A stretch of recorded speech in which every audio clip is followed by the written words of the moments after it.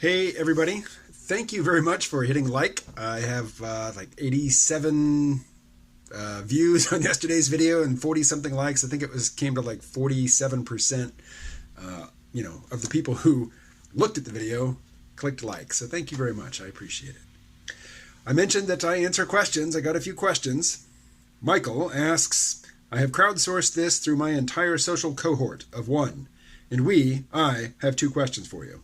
One, what is the question you would most dread having to answer on YouTube? And two, what is the truthful answer to that question? Maybe later. Seven String asks, what's your favorite musical album right now? This was an interesting question for me because it made me realize that I don't think about music in terms of albums anymore. And even the songs that, I still like from the days when I was listening to albums, I mostly think of them as just individual tracks now, and it doesn't occur to me to put on a whole album. In fact, most of the time when I'm listening to music, it's either on Amazon Music on my phone when I'm at the gym, or it's via the robot whose name starts with A. And as far as I know, I don't really know how to get the robot to play an album, but it'll play songs, so I listen to songs. I know very little new music, and what new music comes to me doesn't come to me in the form of albums, it comes to me in the form of songs. And even like when I think back to albums, and I'm a child of the 70s and 80s, mostly the 80s, that's when I was listening to music, seriously. There were two options, there were two formats that you chose from. There was vinyl, or there was the cassette tape. And my earliest stuff is on vinyl because I was a kid. I wasn't 16 yet, so I was buying stuff to play on the stereo at home. But once I was 16 and I had a boombox and a car, I bought everything on tape. And tapes would get eaten. That was frustrating. A lot of the stuff that I had were bootleg tapes, so there was like phonograph hissing and popping and stuff on the tape. But when I think of albums, the albums from that period, which still hold together in my mind as albums, they're almost all by either Pink Floyd or Love and Rockets. And in terms of albums which are, it's weird to hear just one song and not hear the next song on the album come right after it. Wish You Were Here should always, Have a Cigar from Wish You Were Here should always flow into the song Wish You Were Here. I just had the robot play Shine On You Crazy Diamond for me. And it's a slow song, and it's a slow and it's a very long song, which then flows into the rest of that album. And it was kind of weird to hear it cut off after the one song. Granted, it was a long song, and I probably wouldn't have listened to the whole album, but I can't think of any other. Some of my favorite bands, like Oingo Boingo, I know the names of some of their albums because, those albums are also the names of songs on the albums, but they don't really stick together in my head. I just think of like early Oingo Boingo and late Oingo Boingo, but I can't tell you what songs are on Grey Matter as opposed to Only a Lad. I don't know. But Wish You Were Here, Dark Side of the Moon, The Wall, The Final Cut, those all hold together in my head as albums. Animals.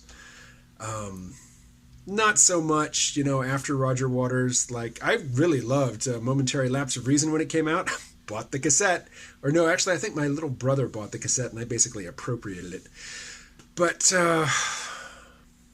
no, really, when it comes to albums, Wish You Were Here, Dark Side of the Moon, The Wall, The Final Cut.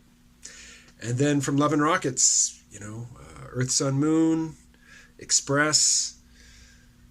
Actually, Hot Trip to Heaven, one of their later albums and one of their more techno albums. That one holds together as an album for me, probably because of it was, an album that I regularly played during the physical act of love. It's good for that. You should give it a listen and think about it. Dan asks, you've done podcasts and a couple of videos on money, but what is your personal philosophy or relationship with currency? That's interesting. I was at a COSA meeting yesterday, and our core member, when we pointed out what a shame it was that here's this guy who's doing really well. I mean, he's got a full-time job. He's got a good relationship with a woman who has a child, and he's like a father to that child. And this guy's really on the straight and narrow. He's exactly what you want. He's doing exactly what you want somebody on parole to do, which is to focus on family life, stay sober, and go to work, And he's doing all that. And then his ex-girlfriend from years ago, from his bad days, gets busted, and she tries to implicate him in a whole bunch of unsolved burglaries for a reduced sentence. And the state police, I think it was the state police, they charged him with 99 burglaries, and they sent press releases to all the local newspapers and TV stations, and they all did sensationalistic, oh, this is a horrible criminal, is on the loose, when, he's just a guy working a job, living the way he's supposed to. And the police have no case. This guy was in jail for most of these burglaries. I mean, and as soon as he pointed that out to the police, they dropped 74 of the 99 charges. But, the 99 charges was for the news story.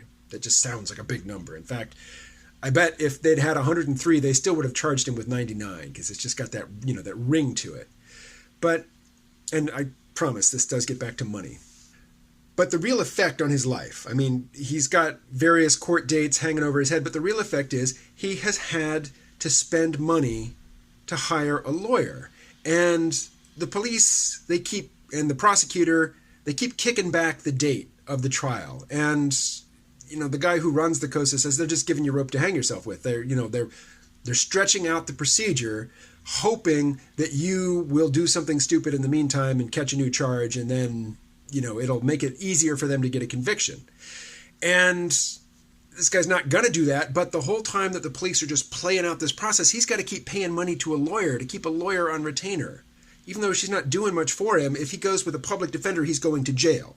So he's got to spend money to get a lawyer. So this guy's he's detailing cars. He's not even doing, the nail banging around here, which is really the only option for actual money, for somebody who hasn't been to college around here. And his philosophy is, you make money every day, it comes, it goes, don't worry about it. And that drove me crazy. It drove me crazy to hear him say that. I didn't say anything back, but no, they're keeping you impoverished by forcing you to pay for all of these legal procedures and legal advice and legal fees and court fees, and all this stuff is just to keep you broke. And it doesn't matter that you earn more tomorrow, because if you don't ever get to keep any of it, you can't build capital. If you just have enough money to meet your immediate needs, which is the situation I'm in right now, you're on a short leash.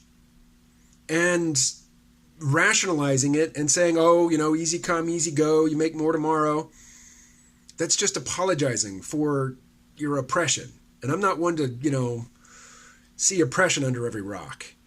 But when looking and dealing with people who are caught up in the criminal justice system is designed to ride the poor and keep them poor and protect the rich. That is its primary purpose.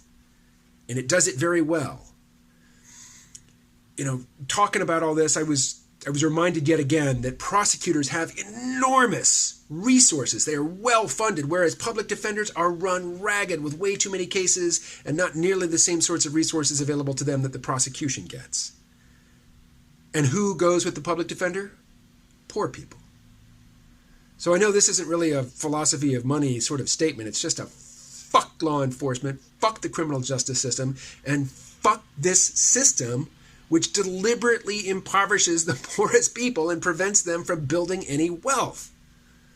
Right now we're in a situation where lots of people are basically living off the vestiges of their intergenerational wealth, basically undoing, the middle class building of the 20th century.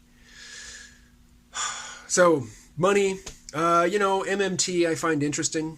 I can't say that I'm inspired by it or wedded to it, but Andrew Yang is running for president right now, and his primary policy proposal is universal basic income, pay everybody $1,000 a month through a value-added tax. It is so ridiculous to say that as a society, we cannot afford to provision the populace at that very meager level, while we can spend infinite amounts of money on war. Until we dismantle the military, dismantle the nuclear options, dismantle the foreign bases, bring all the troops home, don't tell me there's no money. Don't tell me there's no money. That's fucking bullshit.